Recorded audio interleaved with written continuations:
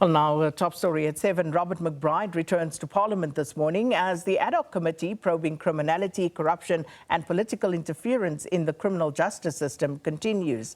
McBride's evidence has already sent shockwaves with claims of crime intelligence infiltration, alleged interference in high-profile corruption cases and sharp exchanges with MPs over national security and accountability. But for more on McBride's ongoing testimony and what to expect, we cross live now to SABC News reporter Abra Barbier in Cape Town. Abra, good morning, and an interesting day yesterday, set to be interesting yet again today. And part of Robert McBride's testimony yesterday also centered around Nkabinde,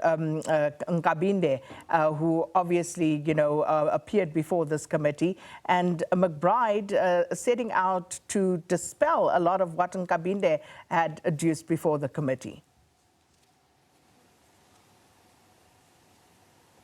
Sakina, good morning. Yes, his statement was about 804 pages long, if I'm not mistaken. Quite a thick dossier of information. And essentially, all it dealt with is interpersonal relationships, factionalism, who's best friends with whom. It's got everything has to do with groupings and factionalism within the criminal justice system, and of course how this then impacts the day-to-day policing within the country, because this affects the use of funds in CI, in criminal intelligence, and that is also at the heart of everything that has been going on, and this is according to Robert McBride. So he was very interesting as he was unpacking who's friends with whom, who's in whose camp, why things happened the way they did. I mean, when he referred to the 2010 Zimbabwean rendition situation, his one comment was the reason why Anwar Dramat and Shadrach Sibia, the former head of the Hawks and the now suspended Deputy Police National Commissioner Shadrach Sibia, it had to do with factionalism and internal politics, according to Robert McBride, saying that everything started when Sibia arrested the former CI head, Richard Mdluli.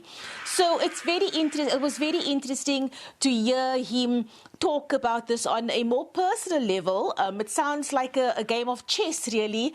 Him just outlining exactly who the role players are and on which line certain people are. So of course there are going to be lots of follow-ups regarding that. MPs did sound a bit surprised. I mean, if you just looked at their body language and the inflections in their voices, you could hear that MPs were quite shocked. And I mean, yesterday wasn't even their turn to ask questions. So I'm sure today they are going to take full advantage of the time to really get into what McBride was telling Advocate Norman Arendse in the committee yesterday. Sakina?